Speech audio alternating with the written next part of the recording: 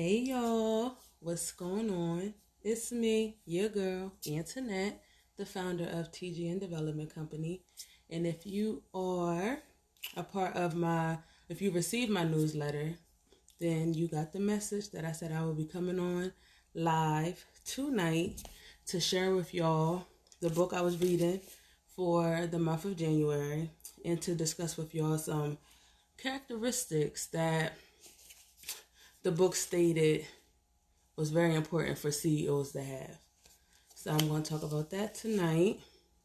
And I decided to come on late because, first of all, the daytime, I can't really tell whether or not it's going to be quiet in my house or not, being as though that I'm home with my daughter in the daytime. Some days she's up, some days she sleeps. So I have to come on when I can come on.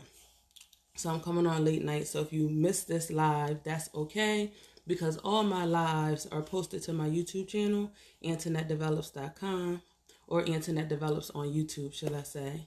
So today we are talking about how you can be the best CEO you can be. And let me tell you what I mean, because if you received my newsletter today, I was talking about, hey, Afro Frenzy.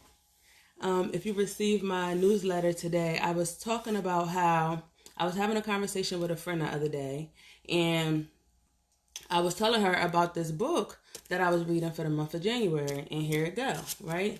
It's Wisdom for a Young CEO. And I got this book from the Goodwill. I always get my books from the Goodwill. I find good books there. But I got this book from the Goodwill, and I thought it was some real valuable information inside this book, so I wanted to share it with my friend. So I shared it with her, and she said, you know what, Antoinette, I really don't feel like talking about business. I don't have no business. I'm not focused on business. I just want to live my life. And I respected what she was saying because that's my friend, and I definitely understand where she's coming from. But that conversation really led me to think, like, whether you have a business or not, you should still be open to developing your business mindset or your CEO mindset. And that's really what encouraged this video today, on top of me reading the book. So as I said, today I'm going to be talking about, really quickly, Wisdom for a Young CEO. It was a great book, and the book basically was about this 14-year-old boy. Real quickly, he decided that he wanted to be a CEO, right? So he wanted to be a CEO. Hey, cousin.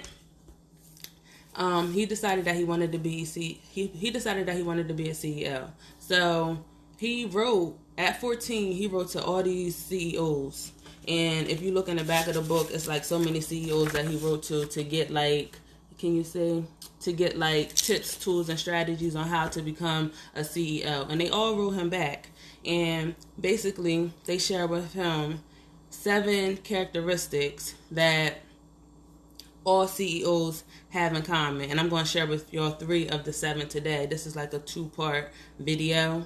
But I feel like it's really important for you to know that whether you want to be whether you are a CEO of an organization or whether you are a CEO of your own business, you need to know that you are a CEO, period. Like, when you wake up in the morning, you are a CEO. You got to develop that type of mentality. Like, that's just what it is. Sorry, y'all. So some of the characteristics, the first characteristics that he talked about after receiving all these letters from these CEOs, one characteristic that all CEOs have in common is the fact that they have passion. They are passionate about life. They are passionate about what they do. They are passionate about everything that they're involved in. If you are whether you are in the business or whether you are just everyday about life, if there is something that you are involved in your everyday life that you are not passionate about, you have the power to change it. But you have to be passionate about every area of your life. Like, seriously. In the book, he says passion. He gives the example, and or the definition, and the definition of passion is boundless enthusiasm. So which meaning you have to love what you do, you have to do what you love. That's what passion is, and that's what you have to exude every day in every area of your life. Secondly, CEOs, they have respect. They respect people. Whether you want to be, whether you are a CEO of an organization or a CEO of your own business, you have to have respect. A lot of times when I'm out in the community, or even sometimes even with myself, when I'm interacting with other people, I have to check myself and say, you know what, Antoinette, you have to respect people. And people have to respect you. You have to teach people how to treat you. But you have to respect people if you want to be a CEO. And in this book, he shares with, some quotes that he uses to support you and understand if you don't read the whole letter, he shares with you some quotes outside of the letters that really stood out to him when he was reading these letters. And it was two that I'm going to share with you under respect that really stood out to me. So first of all, respect, the definition is a verb. So respect is an action word. And the definition is to feel or show differential regard for making people your priority.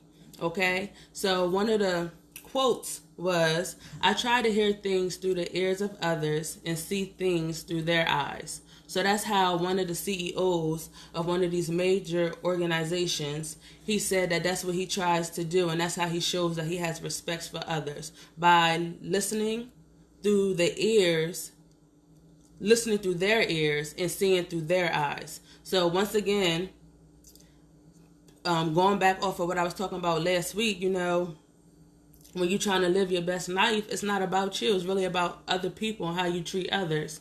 And then the second quote that really stood out to me was, you have to also know how to get support of other people and have them want to see you succeed. If people do not wish you well, you will have great difficulty. So to me, that's like a powerful, powerful statement, first of all. To me, that was a powerful quote, because a lot of times we feel as though that when we are living our best life, or when we are accomplishing our goals, we feel as though we can do it by ourselves, and we don't really understand that people have to like you in order for you to accomplish your goal. If people don't like you, you're not going to succeed, because you need other people to help your dreams come true. So respect is very important when it comes to being a CEO of yourself personally, respecting others if you just want to get ahead in life, period. But especially if you are the founder of your own organization, or trying to be in a leadership position in your career, respect is key. That's important. And then lastly is vision.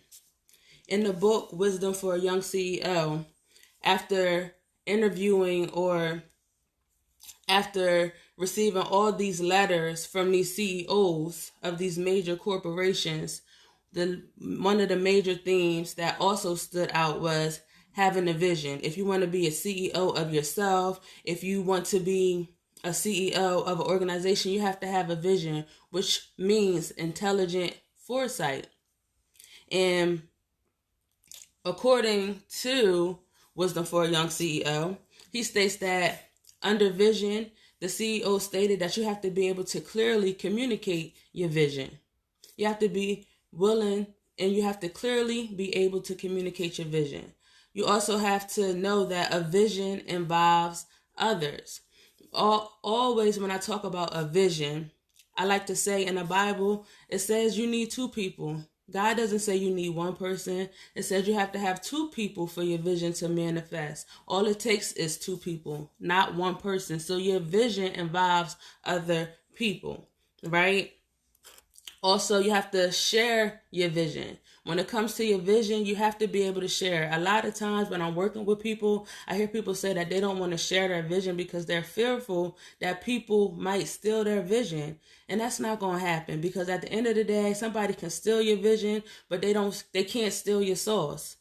So you have to know that. So what's meant for you is for you. So share your vision. And just like you think that somebody can steal your vision, know that somebody can also help you manifest your vision as well.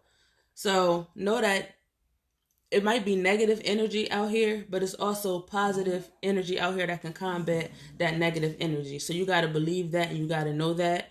And then I also want to share with y'all some quotes that was under vision as well that really just made me think, and that I'm really just going to continue to just like meditate on. So first of all, under vision, he stated that, or someone stated that, to have big success, you must have big dreams and you must be willing to take a chance. So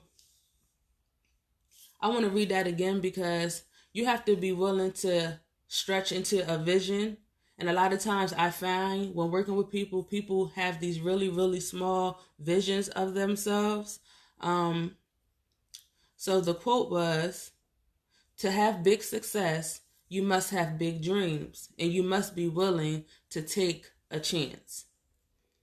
So if you want to be the CEO, you want to make major transformations in your life, you want to just take control of your life and have that power, you really have to dream big and stretch into that vision of yourself. And also, another quote that stood out to me was, one of the key qualities that any CEO or successful person needs is a willingness to stretch yourself and go after goals that others think are too visionary, too hard, or too ambitious to accomplish. Okay, so you got to do things that other people think is crazy. But if it's in your heart and if it's in your mind and God put it in your vision, if you can see it, then you have to know that you can achieve it. And if other people think it's crazy, then that's even better. That means you should really do it. That means you should really do it and just go ahead and move full throttle with it. And last but not least, when it comes to a vision, you must understand, or this was the quote that was stated, not only must you motivate yourself, but to be a good leader, you have to motivate everyone around you and inspire in them a confidence in your vision and your will to succeed. So not only do you have to know that you are a leader and you have to exude those type qualities, leadership qualities, but you also have to make others believe that too. Others have to see that as well. So you can be thinking that you're making all these changes, but if you pull your staff or your people, your family, or your whoever you are in charge of in a room, and you ask them how you are doing, and if everyone in that room says you are doing negative, then you have to believe everybody in that room that you have some improvements to make. So you can't just know that you are a good leader. Other people have to see it as well. Okay? So today I really just wanted to come on real quick and just share with y'all that it's so, like, you can be, first of all, you can be anything that you want to be. That's my message. You can be anything that you think about and work towards. But I want you to know that you don't have to be a business owner to think and have the mindset of a CEO. Like, a CEO is a person who's very important, and a CEO is a person who makes decisions. And that's you. You are very important, and you make decisions every day, especially if you are a parent. So if you are someone who makes decisions every day, it's important for you to think like a manager, think like a CEO, and eventually you're going to eventually you're going to rise and elevate to that level. So you have to prepare yourself now. So don't close yourself off to information because you're not there yet. Stay open.